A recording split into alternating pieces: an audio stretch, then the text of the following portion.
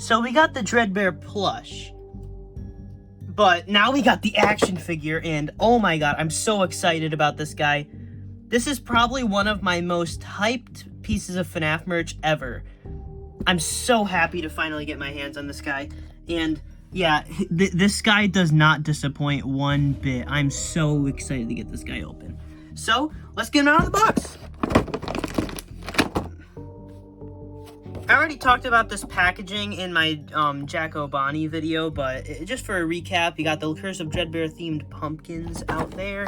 On the back here, you can see the Chica pumpkin and the Jack O'Bonnie pumpkin. Then a Grim Foxy pumpkin. I can see a little eye patch there. It's probably a Grim Foxy. But, yeah, here's all the pumpkins. And I think that might be Dreadbear there in the middle. But, really, these are great. So good. I love this packaging so much. It would have been even better if they actually included some of these pumpkins as accessories, but it's whatever. Let's look at Dreadbear. So here he is out of the box, and oh my god. Only God could make this. Funko hired God to sculpt this figure. Oh, this is so freaking good. This is the best sculpt Funko has ever done. And I don't put that lightly. Literally everything is detailed. Look at this thing. Look at all the little dirt smudges and the little creases and cracks and holes in him. All the little every individual stitch on his hat is painted, and it's that tiny. The stitch lines are like outlined with dark color. I don't even care that he's a little too green, because that's like such a nitpick when you look at the rest of the figure. And honestly, he looks so good. Like, let's talk about the Endoskeleton first. This is great. Alright, it's not very accurate because it has like a freaking gear in there for some reason, but it looks really good, and I can't really bring myself to get mad over that, because honestly, I think it might look even better than how his Endo looks in the game, honestly. It sticks out way more. It looks really cool. I'm really impressed with this sculpt. And then his leg, his feet, they look perfect. Nothing is wrong with this figure. I have a hard time even talking about him. It's just Dreadbear. There's nothing really wrong. The only issue I really... See, look, even on the back, they detailed everything. They did not have to go this far into it, but they did. And this is Funko at their best. Without a doubt. This is the best Funko figure I've ever seen. I love it so much, and this is definitely worth the wait. Even if it got delayed like 8 times, I don't care. This is well worth the wait. Even from the back, you can see the Endo still. It looks so good.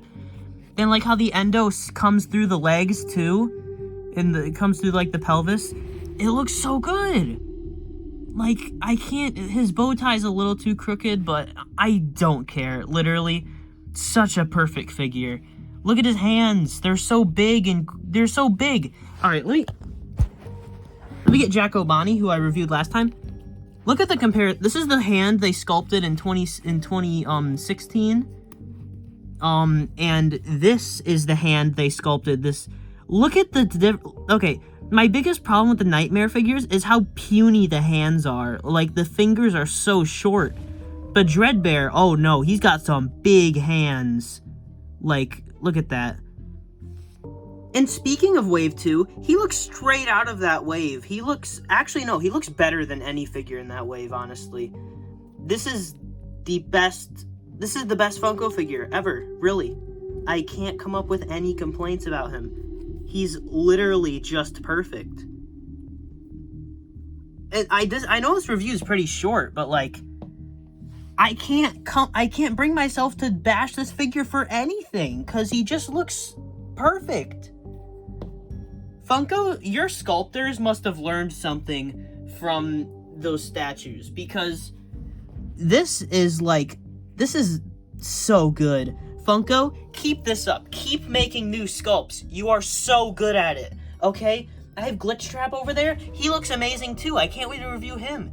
Okay, Dreadbear, Funko, keep making new molds. They look great. Your new molds are looking fantastic. And I'm so excited to see, even though the next wave is going to be FNAF AR, if they look this good, I can't even complain. Like, oh my god, this sculpt is, it's so cool. He looks like he's worth like 50 bucks. He doesn't look $12. This is a $12 figure. $12 in USD. That is so good. Yeah, his joints still like pop off, but it's, who cares? We should expect that. Dreadbear is one of my favorite FNAF characters, and honestly, this makes me like him twice as much, having such a good figure of him. Like, seriously. If any of you guys can critique this sculpt in the comments, I'd love to see, like, anything that you guys can find wrong with this, because I'm talking about the sculpt. I know the colors are off. That's pretty obvious. But, honestly, that's not a big deal to me, because I expect Funko to get colors wrong, gonna be honest. But as long as, I think the sculpts are the most important part, and this guy definitely delivers with the sculpt so well. Let's give you some good shots of him.